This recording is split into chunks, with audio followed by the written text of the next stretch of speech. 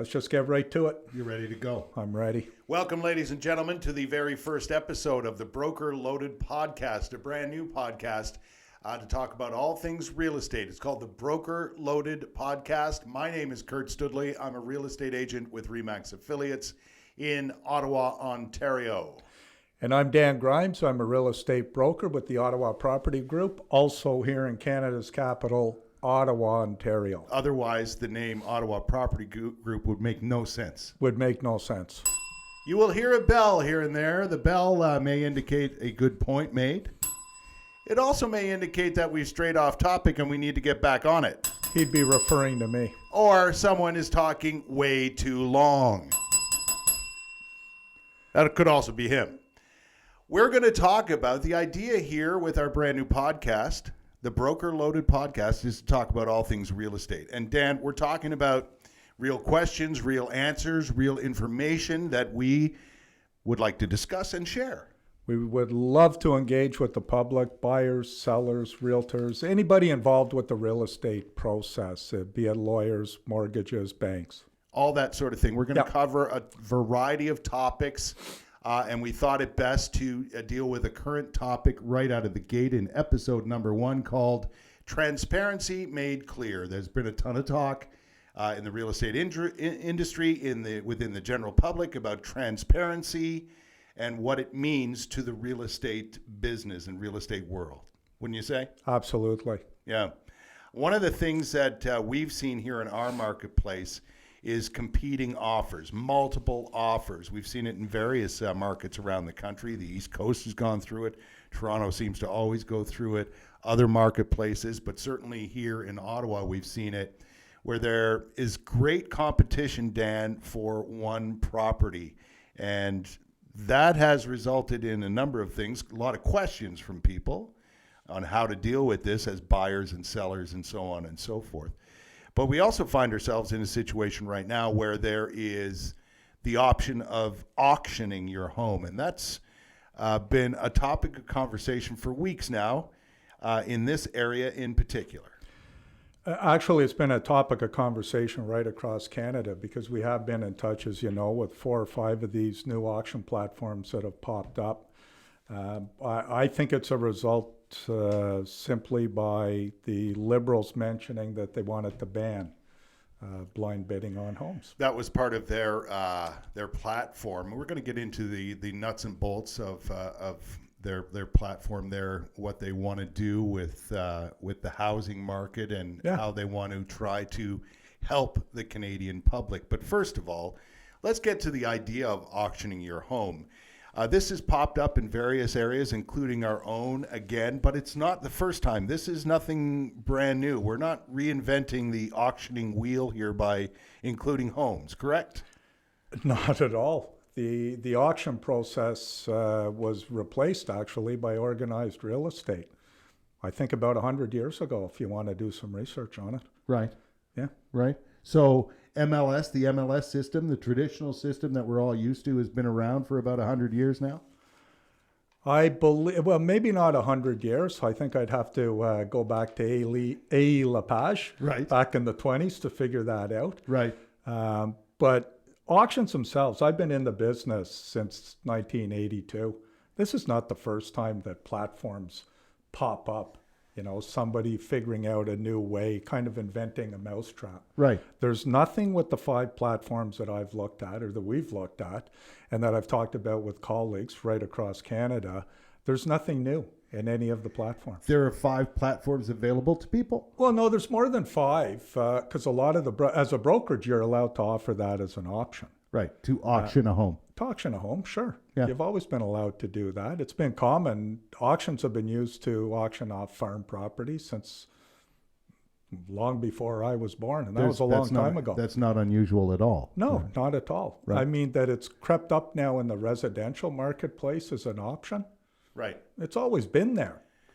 When it comes to the idea of an auction, you have some firm beliefs in why you would go to an auction, first of all. Let's lay it out there. The idea of an auction for many people, for most people who go to an auction, is what? Well, I used to go to an auction to get a deal. Right. And that's why I think most people attend estate auctions, or back in the day, actually this time of year, fall auctions, estate auctions out in the country were a popular event for people to attend. But in your mind, you're going there to get a deal on something and save some money. If you ask the average person on the street, they Right. go to auctions hoping to find that deal. Right. Would it be fair to say that's the idea with auctioning a home, that most buyers would think if it's a home for auction, then there may be a deal for that?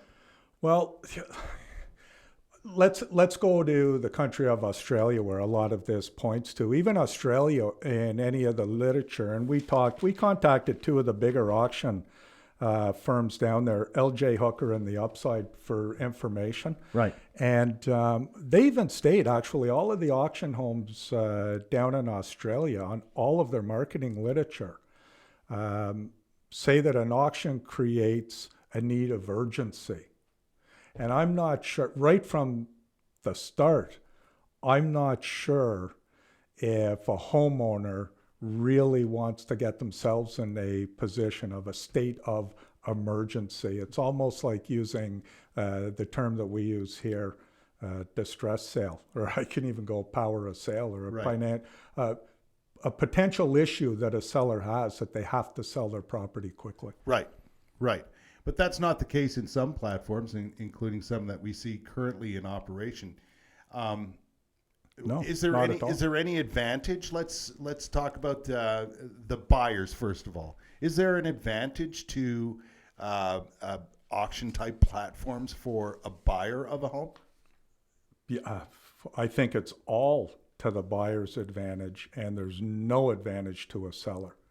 Not under our marketing capabilities and our rules and regulations. Right. Here in Ontario, Canada, frankly, right across North America, because Right. the MLS board is in literally every town or city right across North America. Right. So advantage buyer when it comes to the auction sort of setup, do you think? Yeah, I think, well, how can you not see it? If we're just talking about transparency on price, which is what all of the auction platforms claim, you'll never hear them really talk about the advantages to a seller, because I really don't believe they feel there is one. Right. They focus heavily on the buyer and transparency.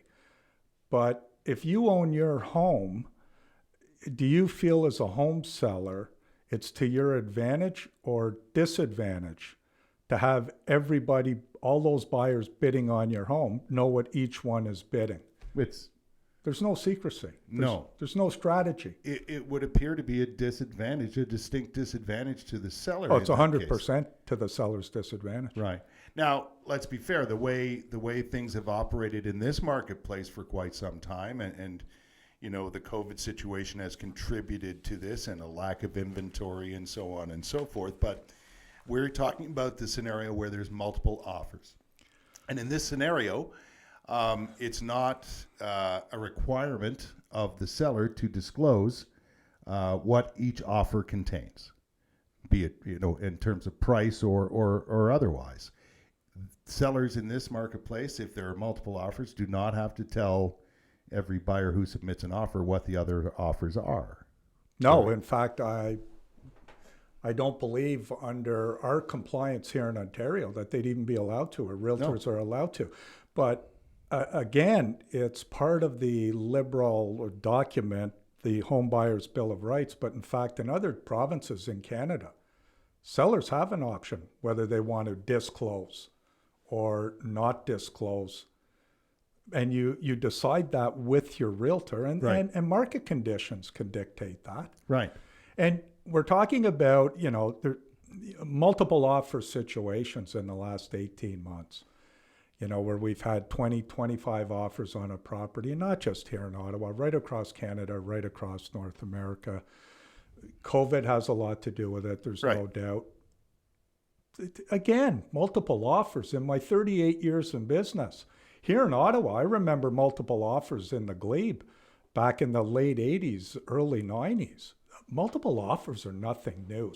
We're talking about transparency. That would be new here in the province of Ontario. Right. And you see transparency as disadvantaged seller in this particular case. 100%. Right, I invite anybody to sit at the third mic at our table and I'll debate it with them. right, right. I don't see how anybody can look at it or how any realtor could advise their client to have transparency on all the offers. There's a strategy in marketing your home under our system. Right. And, you know, Trudeau came out, I'm paraphrasing his quote, and I couldn't find it before this show. He said, and again, I'm paraphrasing, but it's fairly accurate.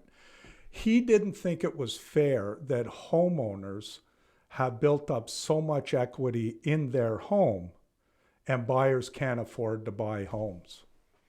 As soon as the Liberal platform was announced and that idea was announced, realtors, for example, were in an uproar, and real estate boards across the country were in an uproar because this contravenes the system we have in place now. 100%. Right? I don't mind it being an option. Right. If a seller wants to enter into a contract with the realtor, their brokerage, because contracts with the brokerage, if he wants any offers in a multiple offer situation, Right. if he wants to be able to disclose to all the buyers what the price, we're talking about the price. Right. We're not talking about conditions. We're talking about the price. Right. They have that option. But again, like I stated previously, it would depend on the market conditions at that time. And here in Ottawa, we're going back more into a balanced market anyway. Right. I read somebody did the research yesterday, and it was made public, that almost just under 70% of our homes now are on the market for over 20 days, and I think 60% aren't receiving multiple offers on the homes. Right. It has adjusted. It has changed. Sure. As real estate markets tend to do. Yeah. Right. Now the biggest The question. last 100 years. Yeah, exactly. Now the biggest question on the minds of buyers, Yeah. is, well, why has it been the case in many circumstances that a home is listed for, let's say a townhome in the west end of Ottawa was listed for $599,000, but ended up selling for $735,000. The complaint and the concern of buyers is that, well, I thought the price was this, when in fact it's ending up $100,000 to $150,000 over that price. It's frustrating, and the buyers are not happy about that sort of scenario. Again, the same week that property sold for $100,000 or $150,000 more, and we're spotlighting those properties because that's the big story. But for everyone that sells for over $150,000, even during COVID, I know where I live here in Ottawa. I can point to a home, or I can point to a townhome that was listed at $650,000 and sold for $615,000. Mm-hmm. You're going to glorify, and the public picks up on that. And I've got to tell you, the realtors perpetuate it, because the realtors only seem to talk about the ones that sell for over $200,000. True. But let's address asking price and sale price. A lot of the chatter amongst realtors and the public realtors are intentionally listing the properties well below market value as a marketing ploy. Right. Again, it's a small percentage of properties, and it's the small percentage of agents that are using that strategy. In fact, today, if we went on MLS right now, probably, the market has shifted a lot in the last 6 weeks. Mm-hmm. Probably be tough to find a property that's grossly under, unless it's an auction property. Unless it's an auction property. And they're asking prices on that. I mean, they're not even fooling the public. They're so undervalued. No, and it seemed I've had questions from clients who are like, this property is listed at a certain price, and you quickly do the research on comparable properties is what we use as a basis, is one of the tools we use, a comparative market analysis. You quickly find out which homes, and your realtors should and would tell you this, which homes are priced properly and which ones are not. Well, when you're priced so below market value that a member of the public doesn't even have to contact a realtor to know how grossly undervalued the property is, Right. when they meet up with a realtor and they want to put an offer in on the home on certain properties that are listed, and I can only speak to our marketplace here. Right. They know that that's not even a fair starting point for that property. I don't understand what their strategy is. They're not fooling the public. No, it doesn't seem so. No, geez, no. And in many cases, and certainly here in the Ottawa market, we saw a change in pricing Yeah. that was rapid, and even real estate professionals may have been surprised at the time at how quickly prices escalated. But there are many reasons for that, and one of them is this market in particular here in Ottawa, in the nation's capital, was doing some catch-up. Oh, I mean, the newer agents haven't been listening to it as long as I guess I have, or any of my colleagues or peers that have been around, I would say, for over 25 years, let's say. I hate to use that figure, but let's just use that as a baseline. I don't remember a time, except in the last 18 months, 24 months, where, you know, when we were meeting, talking about the prices of homes in our marketplace, that the discussion didn't include how undervalued our properties were, our Right. homes were. Right. So prices in Ottawa were so far below where they should have been. Yeah. And we saw marginal increases year over year until suddenly prices skyrocketed to a degree. And that's a fair assessment. I think they really took a turn upward in a short period of time. And that's the issue, I think, more than the idea of multiple offers on a property and so on and so forth. The issue is buyers and the marketplace in general was not comfortable with the idea of prices rising so quickly. I couldn't agree more. But to be fair, I mean, and some realtors have to start admitting that they just got caught off guard. I would say the majority of the properties that I'm a stats guy. I spend too much time, you know, on the MLS, checking this, checking that. But I know a lot of good agents, a lot of great agents, and they'll tell you that they got caught off guard. Sure. That they listed the property at $699, truly believing that they might end up at $725 when in fact it went for $850. I've had agents called me. We got caught off guard. Yeah. The market went like this, and we're just wrapping our heads around it now. And so said are it- buyers. I've said it to other agents. Other agents have said it to me.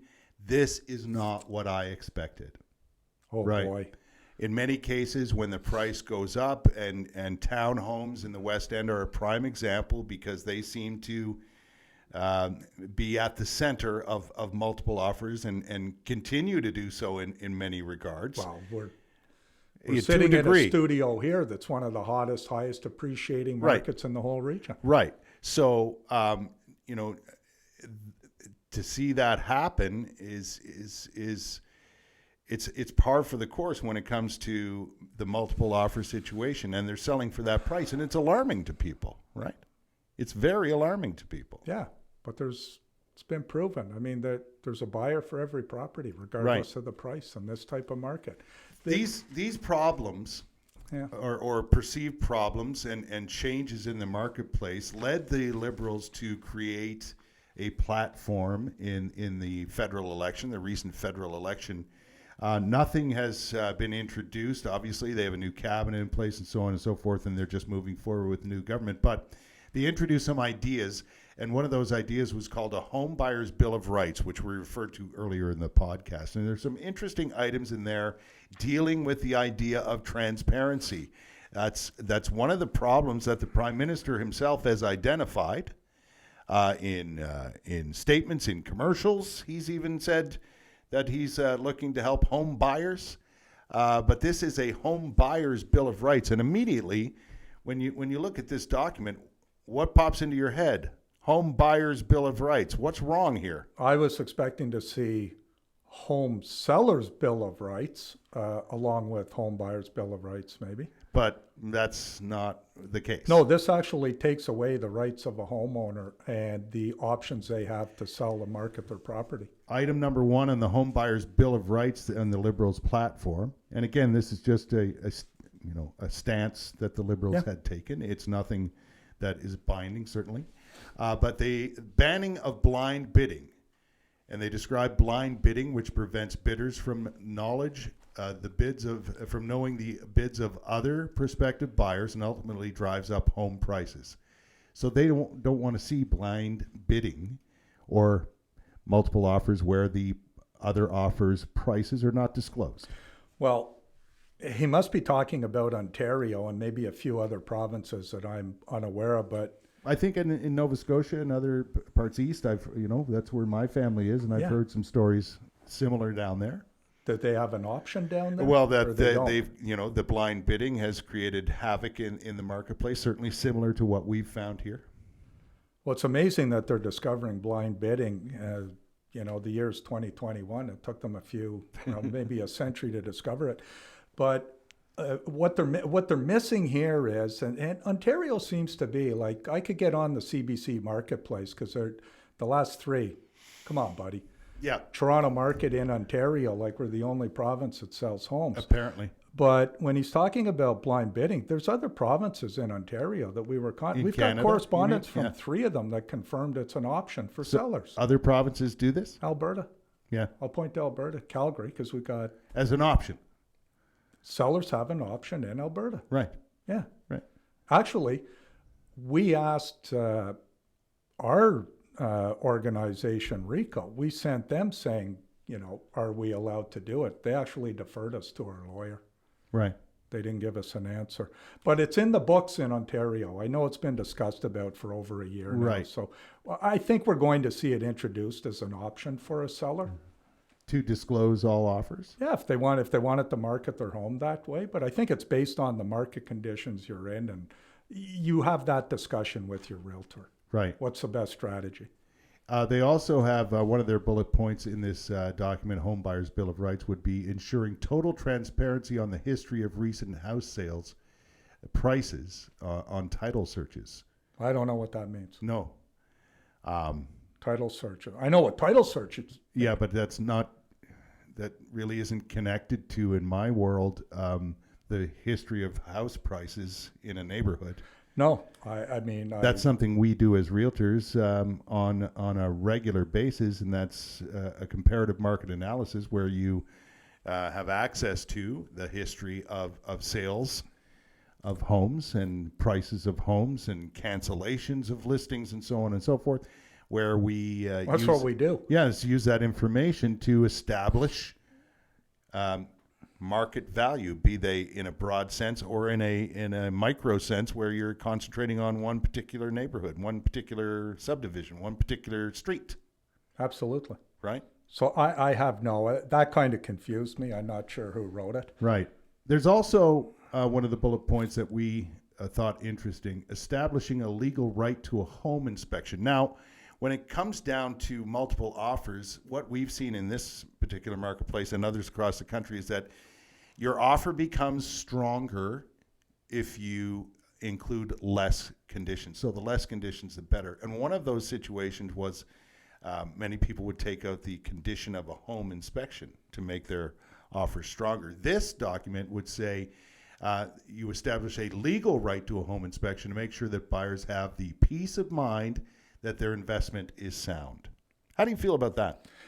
I don't have it's all in the wording. I'd like to see it as an option, whereby if a buyer, and I'm kind of reversing it now, but if a buyer wanted to submit an offer and wanted the home inspection included, that if if the terms and price of his offer were acceptable, I'd like to see it that a seller wouldn't be able to remove that clause on inspection.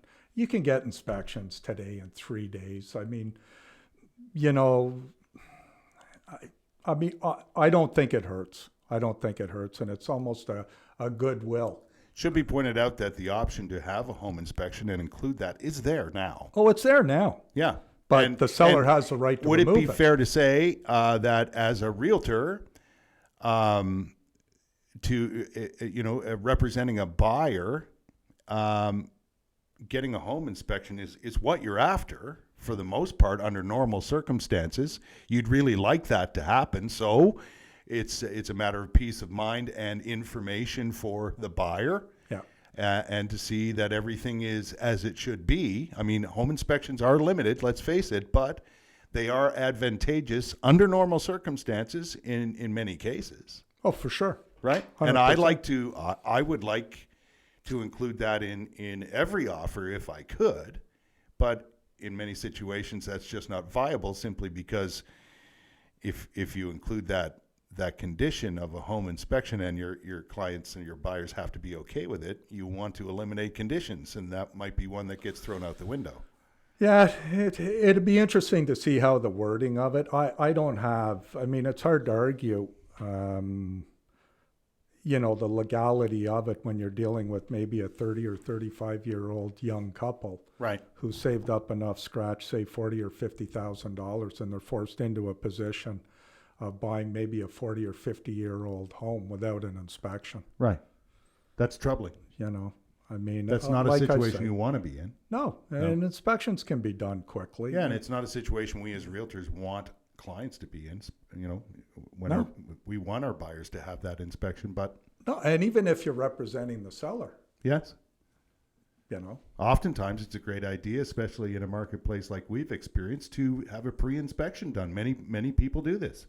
Have a pre-inspection of their own home before they sell it, which isn't a bad idea. Well, if you have a home inspection, it somewhat protects both parties on the selling side, including the real estate brokerage. It eliminates some issues down the road, that's for sure. Well, if there's a latent defect found, we'll get, that's a time for another discussion. That is another topic altogether. However, the idea of establishing the legal right to a home inspection may be something that we see down the road. I don't have an issue, with it. It used to be home inspections were 7 to 10 days. Financing was 7 to 10 days. I'll tell you, the other condition, especially in this market, and you got to warn people, is condition, the financing clause in an offer. Mm-hmm. What a lot of buyers, and I'm sorry to say, many agents don't understand. The mortgagee is going to order an appraisal on the home, especially in this type of market. Mm-hmm.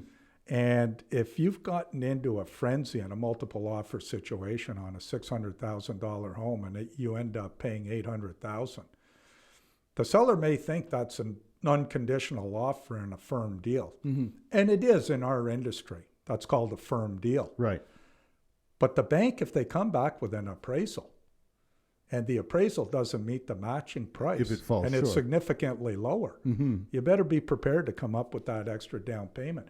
And most people with CMHC insured mortgages these days won't be able to come up with it. Right. Just home inspection, financing clause. I know you can say, get your financing in order. There's still an appraisal. The bank can still, Yep. The brakes can be put on pretty quick. There's no question about it. As we're trying to keep our podcast to about half an hour, and we're approaching that mark now. We've got about 5 minutes left, Danny. Do you see more transparency coming in the real estate world in the future? Is that something you see down the road? It's been talked about since I got in the business. I see it as an option. I think Alberta, I forget what other provinces. I'm talking about transparency, not necessarily auctions, but in general terms. In price. Right. More transparency. Do you kind of see that? I think sellers will be allowed the option. Right. And that's a discussion they'll have with their realtor. The best discussion we had was with Alberta. Right. And they defer back to the homeowner and the realtor. Yeah. Talking about the strategies in the market. Given the research you've done, and I know you've done a ton of it on the idea of auctioning, do you think that the idea of auctioning a home is going to be prevalent in marketplaces across the country and in particular here? Is it something that's going to catch hold? Well, my opinion, I don't think so. It greatly disadvantages the seller. And I forgot to mention, which I should, in Australia, they all point to Australia. In Australia, they just don't have auctions. They actually have 3 options for a seller. Right. And 2 of them are very close. They don't call it the MLS system. Right. One that I read up on, and I talked to somebody down that way, a sale by expression of interest and a private treaty. Right. If you go and you review those, they're very similar to our MLS system. Oh, is that right? They just operate under a different Right. name, a different legislation. Okay, let me rephrase then quickly. Yeah. Do you see auctioning your home as becoming more prevalent as an option to home sellers? Only if it is done in a way that is advantageous to a seller. Right. And I just don't see that. As the it currently car stands, you don't see that. No, even the car auctions between dealerships aren't even transparent. Right. I've sat in the last 2 weeks. I've sat next to a car dealer when he was bidding on a vehicle on the dealer auction site. Right. That's They're not not transparent. That's not transparent. No, I've seen it myself yeah, no, they're not. on my vehicle, watching it happen. Yeah. Right. So That's they're not They're transparent. not Nobody knows what other people are bidding. No. No. So the used car dealers are saying it's a disadvantage to us that have it transparent. How do you expect a homeowner to expect transparency to be advantageous to him? An option, yes. But even Australia says it creates an atmosphere of urgency in all of their marketing literature under their auction platform. Urgency. And with that, my friends, transparency made clear, the title of this podcast, episode 1 here on the Broker Loaded podcast. Well, I'm not sure it's clear quite yet. Well, I hope we made it clear, but this is our first one. We may be able to clarify based on feedback, but I think we've... Yes, we've covered the issue. We welcome your questions and your comments, and it's easy to reach us via email or on our Facebook page. We actually have a Facebook page, Facebook page, YouTube Yeah. channel, it's all being set up. Right. The email address, thebrokerloadedpodcast@gmail.com. That's right. Thebrokerloadedpodcast@gmail.com. Again, you can reach us. We have a Facebook page, the Broker Loaded Podcast, but we certainly welcome your feedback as we continue to cover real estate issues that affect Future everybody. topics? Yeah, you have future anything topics. in mind? We'll be talking about, certainly going to be talking about interest rates. Yep. Because that has suddenly cropped up, with the latest from the Bank of Canada this week. We'll touch on that. We'll talk about the idea of shopping for a mortgage, which is become a thing that a lot of people do and should do. We get asked all the time, bank versus mortgage Yep. broker. So those I have my thoughts on that for a future. Yes. Those are the topics we'll cover in the future amongst them. But again, we welcome your feedback, and we want to thank you so much for joining us here on episode 1 of the Broker Loaded Podcast. I'm Kurt Studley. I'm Dan Grimes. See you next time. Ciao.